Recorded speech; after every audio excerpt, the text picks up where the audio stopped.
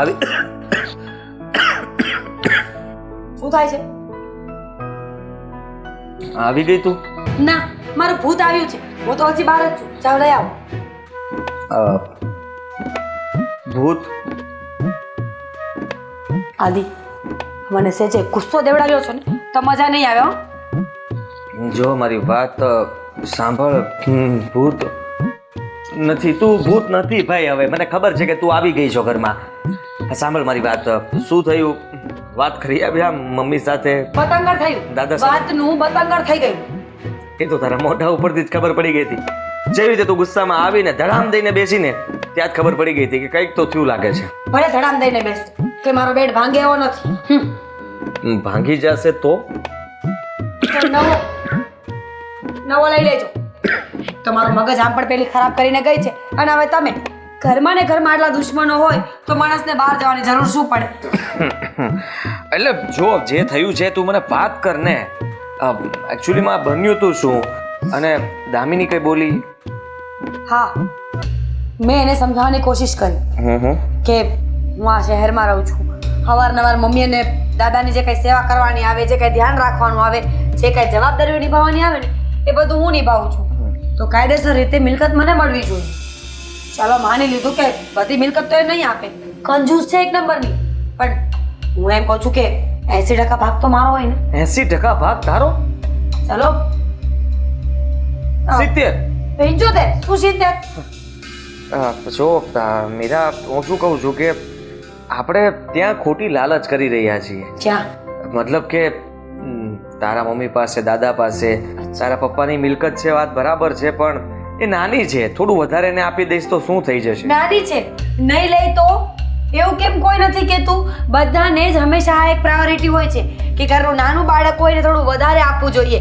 પછી એ જમવાનું હોય, વસ્તુ હોય, કપડાં હોય કે પ્રોપર્ટી હોય. શું કામ? મેં કઈ ગુનો કર્યો છે? ના ના, ગુનો તે કોઈ જાતનો નથી કર્યો. મારો કહેવાનો મતલબ એટલો જ છે કે જો મીરા, તું સમજી શકે છે કે દામિની મતલબમાં કે એ પણ એની રીતે સાચી જ છે. અને જોવા જઈએ તો તમારા મતે ખોટી તો હું જ છું ને. નહીં ને, તમે બોલી લો. તમે એક કામ કરો, હું છે ને હવે ચૂપચાપ બેસીશ. તમે તમારું લેક્ચર ચાલુ રાખો કે દામિની સાચી છે ને તું ખોટી છે. મારો કહેવાનો મતલબ કે તારું ઘર તો આ છે અને આપણા ઘરમાં ક્યાં કઈ પ્રોબ્લેમ છે કે તું ત્યાંથી ભાગ માટે થઈને આ બધી વસ્તુ કરે છે. કાલ સવારે તમારા બંને વચ્ચે મોટો ઝઘડો થશે તો મમ્મીજીને દુઃખ લાગશે, દાદાજીને દુઃખ લાગશે.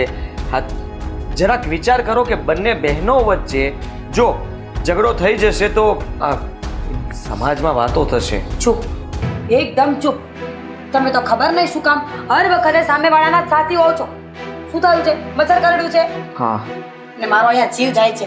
ખબર નહીં, અમારી બેન પણ મચ્છર જેવી છે, લોહી ચૂસ્યા કરે છે મારું, પણ એમ સમજતી નથી કે મને આપી દેવું જોઈએ. આ બધું આપી જ દેવું જોઈએ. સાચી વાત છે તારી. તો આપણે ગમે તેમ કરીને લડત લડશું, અનશન પર બેસશું અને દામિનીના ઘરની સામે બેસશું. કહેશું કે જ્યાં સુધી અમને પૂરો હિસ્સો નહીં મળે. કેટલા ટકા? 80. 75? 80 રાખો ને. 80% ભાગ અમને નહીં મળે ત્યાં સુધી અમે બંને પતિ પત્ની અહીંયા જ બેસશું. તમારે મારા ઇજ્જતના ધજાગરા કરવા છે સમાજમાં તો દામિનીના ઘરની સામે જઈને બેસવું છે? જો તારી વાત સાચી છે ચૂપ કે રહો તમે. કઈ ખબર પડતી નથી ને બોલી જ જાય છે. જો આ તમને ખાલી પૂછી એટલે વાત કરી છે. તમે વચ્ચે ન બોલો ને તો કઈ નહીં, હું લડી લઈશ. તમારું કઈ નક્કી નહીં. 80% ત્યાં દઈને 20% મને આપી હોય તો હું શું કામ? મારે તો છે ને આ મગજમારીમાં પડવું જ નથી. પૂછું શું? તું અવારનવાર આવી રીતે ત્યાં જાય છે અને ખબર નહીં પહેલેથી તને મગજમાં ઘૂસી ગયું છે કે પપ્પાની મિલકતમાંથી ભાગ મારો જ બનશે, મારો જ બનશે. એટલા માટે હું તો ખાલી જાણવાની કોશિશ કરું છું કે પત્યું એકવાર આ પતી જાય ને તો શાંતિ. અને કદાચ મારા સસુરજીએ કંઈ ન મૂક્યું હોત ને તો વધારે સારું હોત. તો તમે લોકો ઝઘડો તો ન કરત ભાગ માટે? જાણી લીધું, પૂરેપૂરું જાણી લીધું, પણ હવે ચૂપ રહ્યો ને. અહીંયા મારું મગજનું દહીં થઈ ગયું છે અને ચાપ ચાપ ચાપ બંધ નથી કરતા. હા, ચાપ ચાપ ચાપ ચાપ ચાપ કરવું પડે ને. જો મીરા, હું તને સાચી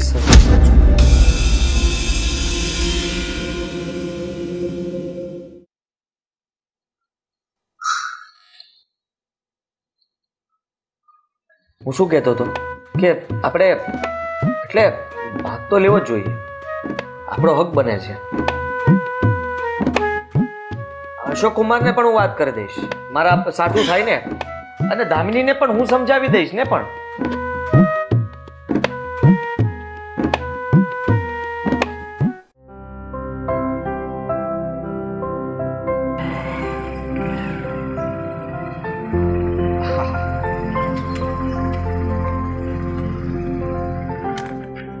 અરે ક્યારની રાહ જોઉં છું તમારી.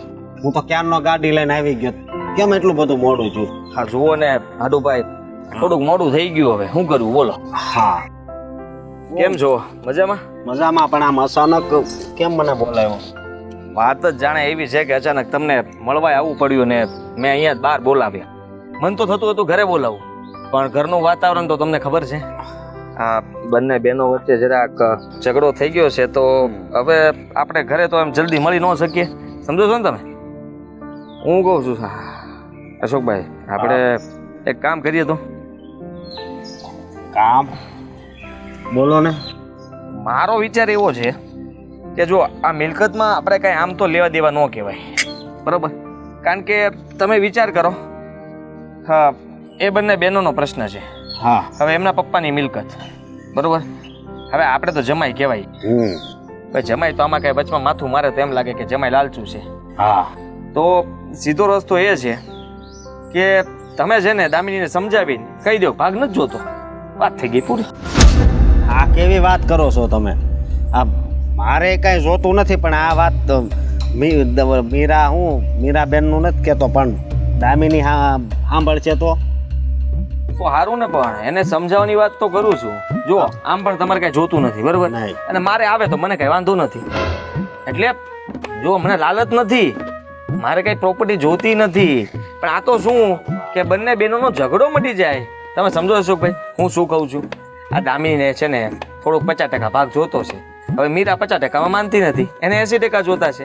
હવે 20% તમારે લેવા, એના કરતા ન લેવા સારા, હું તો એમ કહું છું. મારે કાંઈ જોતું જ નથી, પણ એ સમજવી જોઈએ નહીં કે મારે 50% જોઈએ. પણ તો ના પાડી દો ને, હું 100% લેવા તૈયાર છું, મને કાંઈ વાંધો નથી. ત્યાંથી જેટલું આવે ને હું બધ ભર લઈ. એટલે મારે નથી રાખવું, તમે સમજો છો હું કોના માટે કહું છું? આ બંને બહેનો વચ્ચે જે ઝઘડો થાય છે ને એના માટે હું કહું છું. એટલે હવે તમને બધું દઈ દેવી તો આ ઝઘડો બંધ થઈ જાય એમ? મટી જાય ને, આ મીરાને એમ થઈ જાય ને કે આ તમે આપી દીધું, સમજ્યા તમે? ના ના, અમુક ઝઘડો વધી જાય ને હાવ સંબંધ પૂરા થાય, આમાં એવું થાય.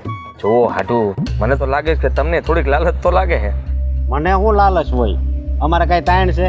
તાણ તો નથી, પણ આ તો હું કે થોડુંક મફતનું આવતું હોય ગમે ખાઈ લે એવું મારા મનમાં કાંઈ હામું જો હામું. તમે કે મને એમ લાગ્યું હું કહું. થોડુંક તમને રસ છે એમ. મને જરી કઈ રસ નથી. તમે હવે મારે તમને કેમ સમજાવવા? હું કહું, આપણે છે ને અત્યારે કોમેડી કરવા નથી બેઠા. આ ઈ બેયનો સંબંધ બગડશે તો હારો હાર આપણો નહીં બગડે? સાચી વાત તમારી. હે? આ સાચું કહું તો હું મસ્તી કરતો હતો. નહીં, તમારે કદાચ જોતું હોય તમે તાર બધું લઈ જાવ, એ વાતનું મને જરી કઈ દુખાય નથી, પણ તો અમુકો સંબંધ હાવ બગડશે. અરે ભાઈ, હું તો ખાલી તમને દેખાડવા માંગતો હતો કે હું ઘડીક સ્વાર્થી બનું તો કેવું લાગે, પણ તમને તો ખબર પડી ગઈ. તમે તો નિખાલસ ભાવે કીધું કે ભાઈ મારે નથી જોતું, પણ આ દામિની નથી સમજતી. અને સાચું કહું તો હું તો મસ્તી કરતો હતો, બાકી મારે પણ શું કરવું છે? તમને ખબર છે કે ભગવાનની દયા મારી પાસે ઘણું છે. તમારે ભાઈ મારી કરતાંય વધારે. તો પછી મીરા તોય તે વિચાર કરો, આટલું હોવા છતાંય તે પપ્પાની મિલકતની અંદર એને વધારે ભાગ જોતો છે. કહે છે કે મેં વધારે સેવા કરી છે દામિની કરતાં પણ વધારે. આમાં તો સંબંધ બગડવાને મતલબમાં કંઈ બાકી નથી રહ્યું. બંને બહેનો ન બોલવાનું ભૂલી ગઈ છે અને બહુ ગુસ્સો પણ કરે છે. કાલ સવારે કદાચ એવું પણ બની શકે કે બંને બહેનો સાવ સંબંધ તોડી નાખશે, તો પછી આપણે શું કરશું? હા, ફાતદી છે ને. અને તમને ખબર છે આપણે ગમે એના લગ્નમાં આવીને ભેગા થઈએ તો આપણા કેટલા બધા વખાણ કરતા હોય. આપણા જેવું કોઈને ભળે નહીં. તો પછી તમારે ને મારે ભળે એવું કોઈને નથી પડતું. અને મારે તમારી કઈ સંબંધ તોડવો નથી. આ 2 પૈસા કદાચ છે ને, હું તો એમ કહું છું કે મેં એક વિચાર કર્યો કે મીરાને 80% ભાગ જોતો છે, બરોબર? હાલો કદાચ હું મનાવીને 70% મનાવી લઉં, તો એકવાર દામિની પાસે હા પડાવી દો ને. 30% ભલે ને તમ તારે અત્યારે એના ભાગમાંથી આપે, ઉપરના 20% જે દેવાના છે ને કાયદેસર 50% મળવા જોવે, 20% હું આપી દઈશ. હા ના, એ તમે શું કામ ઈ કરો છો? પછી હું પછી ટૂંકમાં મારા બેનને ખબર પડશે ને. એને જ ખબર નથી પડવા દેવાની. આ દામિનીને બધું કહી દેવાનું છે અને એને મારે ચોખ્ખું કહી દેવાનું તમારે કે તારા જીજુએ કીધું છે કે તમારા બેનું ભાગમાં અત્યારે તું 30% તું લઈ લે અત્યારે અને 70% છે ને એ મીરા ભલે લેતી પણ બાકીના 20% રૂપિયા જે નીકળે છે ને તારા જીજુ તને ઘા કરી દે. તમારા છૂટા છેડા કરવા છે તમારા બે જણાના. તો હું કરું અશોકભાઈ? હવે હું કંટાળી ગયો છું. આ કામ ધંધામાં ધ્યાન નથી અપાતું ને એટલી તો આ મિલકતમાં ધ્યાન દેવાય છે. ઘરમાં જાઓ એટલે બસ એક જ બબાલ ઊભી હોય છે કે દામિની આમ બોલી, દામિની આમ કર્યું, મારા મમ્મી આમ કહે છે, મારા દાદા આમ કહે છે. એટલે બીજી કઈ આપણા જીવનમાં કઈ છે જ નહીં વાત. નહીં. હા હું કેવું હવે તમને. મને એને આ બોલાવ્યો ને કે મીરા એ કે બધોય ભાગ લઈ જાય એમ ન હાલે ને, કે મને થોડુંક આપે ને. મેં કીધું આ મગજ મારી મૂકીને અને આપણે કાંઈ નથી જોતું. મેં તો એને એમ કીધું કે હું કાંઈ નથી જોતું, કે મારો હક તો લાગે ને.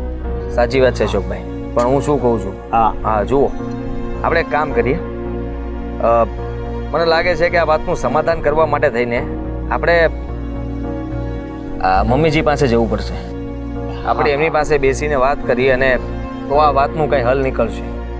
બાકી આ વાત આમનામ વધશે તો ખબર નહીં આનો અંત શું આવશે. એ વાત હાચી હો તમારી.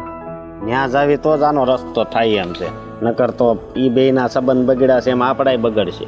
સાચી વાત છે. હા હું તો એમ કહું છું કે હું તો ટીપાણો હતો, તમને હું હરખ થયો હતો કે તમે અમારી હાલી યાર લગ્ન કર્યા.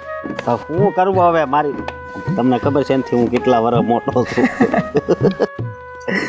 આ તો મેળ આવી ગયો. આ તમારે મેળ પડતો હતો, મેળ પડ્યો તો તમારી સીધી હાથ પાડી દીધી. જરાક સમજી વિચારીને જોઈન કરાય કઈક જલ્દી. લા આ તમે ગમે ના છે ને રહેવા દો. શું કરવું હવે? તો હું છે કઈ ઠંડુ બંડુ પીવું છે કે ચા પીવી? ના આપણી હાહુ પાસે જવી. ત્યાં જાય ને હવે હું ઉતાવળ છે, જવાનું તો છે જ તે.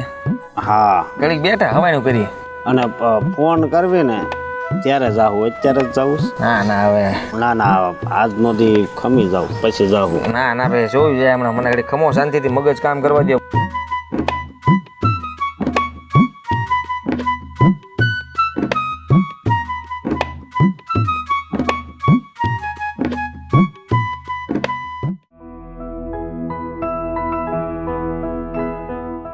હવે તમે આવો ને તો વધારે સારું છે. આ એકલા હાથે ઘર સંભાળવું ને એ બહુ અઘરું થાય છે. બસ તમારે તો તમારું કામ ભલું અને તમે ભલા, બાકી કોઈ હારે કઈ લેવા દેવા જ નથી. હવે મને લાગે છે કે મારે અને પપ્પાને બેંગ્લોર આવી જવું પડશે. જો આમને આમ ચાલશે ને તો. જમાઈને એ લોકો આવ્યા છે, હું પછી ફોન કરું. જય શ્રી કૃષ્ણ. જય શ્રી કૃષ્ણ. કેમ છો? બસ મજામાં. તમે કેમ છો? બસ મજામાં. બેસો, હું પાણી લઈ. ના પાણી તો અમે રસ્તામાં તે ઠંડુ પીને આવ્યો. બંને હાડુભાઈ ભેગા થયા હતા બહાર. પણ કેમ આમ અચાનક? જુઓ મમ્મીજી, તમને તો ખબર છે ને કે આ મીરા અને દામિની બંને વચ્ચે માથાકૂટ ઊભી થઈ છે મિલકતને લઈને. અમે બંને એટલા માટે આવ્યા કે અમારે કાંઈ નથી જોતું. હા મેં અશોકભાઈ સાથે વાત કરી અને મેં મારું પણ કહું છું કે મારે મીરાને કેટલી વાર સમજાવી કે જો હા માનું છું કે તમારા એટલે કે મારા સસરા પાસે અને તમારી પાસે આટલી મિલકત છે, પણ એ મિલકત અમારે કંઈ કામની નથી. એ કાયદેસર રીતે જુઓ તો તમે જે વિચારતા હો, તમારે જેને આપ્યું હોય એને આપી શકો છો. આ તમારા નિર્ણયને કારણે બેયના સંબંધ બગડે છે. હા, મારો લીધેલો નિર્ણય નથી, આ મારા સસરાનો લીધેલો નિર્ણય છે અને એની અંદર કોઈ પણ જાતનો ફેરફાર હું ન કરી શકું. પણ મીરા જે કરી રહી છે એ એકદમ ખોટું છે. આવું તો કોઈ પોતાના દુશ્મન સાથે પણ ન કરે, જેવું વર્તન એ દામિની સાથે કરી રહી છે. સાવ સાચી વાત છે તમારી કે આવું એને ના કરવું જોઈએ, કેમ કે ગમે તેમ તોય દામિનીને એનો હિસ્સો તો મળવો જ જોઈએ ને. અમારે હિસ્સો નથી જોતો. આ તો દામિની સમજતી નથી. મેં તો ના જ પાડી, આપણે કાંઈ જોતું જ નથી. મેં તો બાપુજીને જ ના પાડી હતી કે આ કંઈ કરવાની જરૂર નથી. હજી તમે જીવવાના જ છો તો પછી આ સંપત્તિના બે ભાગલા પાડવાની જરૂર જ શું છે? પણ મને લાગે છે ત્યાં સુધી મારા સસરાએ આ બધું એટલા માટે કર્યું જેથી કરીને લોકોની પરખ થઈ જાય કે લોકો કેવા છે અને કેવા નહીં. પણ જેવું વિચાર્યું હતું ને એના કરતાં કંઈક અલગ જ નીકળ્યું અને અલગ જ થયું. સાવ સાચી વાત છે તમારી, સાવ અલગ થયું છે. મીરા ઘણીવાર કહેતી હતી કે આ મિલકતમાંથી હું વધારે ભાગ લઈશ પણ ત્યારે મેં એની વાતને મન પર નહોતી લીધી. હું સમજતો હતો કે એ એમ જ મસ્તી કરતી હશે, પણ જ્યારે તમે લોકોએ મતલબમાં મિલકત માટે કંઈ વાતચીત કરી, નક્કી થયું, ત્યારે ખબર પડી કે ના, એ તો સાચે કહેતી હતી. એ તો બધા ઉપકાર ગણાવતી હતી કે અત્યાર સુધી મેં દાદાનું ધ્યાન રાખ્યું છે, મેં વધારે સેવા કરી છે, એ ઘર માટે વધારે કામ મેં કર્યા છે. મમ્મીજી, હું માનું છું, પણ મીરાને કોણ સમજાવશે? અમે બંને ફસાઈ ગયા છીએ. જો એ બંને બહેનો નહીં બોલે તો પછી અમે તો કેવી રીતે બોલી શકીએ? આમ જોવા જઈએ ને તો આમાં સૌથી મોટો વાંક પહેલા દાદાનો છે, એને આ વાત કરવાની જ નથી. બીજો વાંક મીરાનો છે કે જે પોતે પોતાના ઋણ ગણાવે છે. મા બાપ જ્યારે પોતાના ઋણ ગણાવશે ને તો એની પાસે ન બોલવા માટે શબ્દ હશે કે ન સાંભળવા માટે. પણ આ જે પરિસ્થિતિ બની છે, હવે એનો કંઈક તો રસ્તો કાઢવો પડશે ને, કંઈક તો કરવું પડશે ને. આમ ને આમ તો કેટલા દિવસ ચાલશે? એટલે જ અમે તમારી પાસે આવ્યા છીએ. તમારા લોકો પાસે કઈ રસ્તો છે ખરો?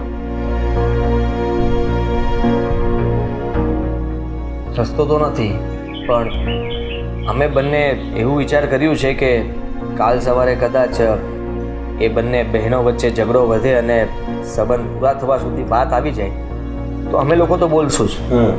અમે લોકો બહાર મળશું પણ, કારણ કે અમે લોકો સમજીએ છીએ કે જે બાબતમાં ઝઘડો ન કરવો જોઈએ એ બાબત માટે થઈને મીરા અને દામિની બંને ઝઘડી રહ્યા છે. તમારે તો એકબીજા સાથે લોહીના સંબંધ પણ નથી, એમ છતાંય તમે એકબીજાને સમજી શકો છો. પણ આ બંને બેનને તો લોહીના સંબંધ છે ને, અને એકબીજાને સમજવા જ તૈયાર નથી. અરે એક કે હું શેર છું તો બીજી કે હું સવા શેર. હવે ક્યાંથી પાછું વાળવું, શું કરવું, મને તો કંઈ સમજ નથી પડતી. અત્યારે એટલે જ એના પપ્પાને ફોન કર્યો હતો કે તમે આવી જાઓ અહીંયા, અને આ વાત ઠંડી પડી જાય ને પછી જજો બેંગ્લોર. એ વધારે સારું કર્યું, કારણ કે શું વધારે સારું કર્યું? ના પાડી દીધી મોઢા ઉપર મને કે મારે એટલું કામ છે. અને હવે દાદાની તબિયત બરાબર નથી રહેતી તો મને એમ થાય છે કે એમને પણ કેટલી ચિંતા કરાવી. ન કરે નારાયણને કંઈક થઈ જશે ને તો બાને આપણે બધા ચડી જશું. જો એવું કંઈ નહીં થાય. હું મીરા સાથે વાત કરીશ. હજી તમને મળ્યો હોય તો એ પણ વાત કરીશ, આમને મળ્યો હોય તો એ પણ વાત કરીશ. રેવા દો ને, ખોટું તમારા ઘરમાં માથાકૂટ થાય એવું શું કામ કરો છો આદિકુમાર? જ્યારે મીરા અહીંયા આવતી હતી તો અમને એમ હતું કે અમારા લોકોની ખબર અંતર પૂછવા માટે આવે છે. એને દામિની કરતાં પણ અમારી પ્રત્યે વધારે લાગણી છે. પણ જે વિચારતા હતા એવું તો કંઈ જ નહોતું. આ તો કંઈક અલગ જ લાગણી હતી એના મનમાં અમારા લોકો પ્રત્યે. સાચું કહું તો આમ જોવા જઈએ તો જમાઈ કદાચ લાલચ કરી શકે, પણ અહીંયા તો ઊંધું જ થયું છે.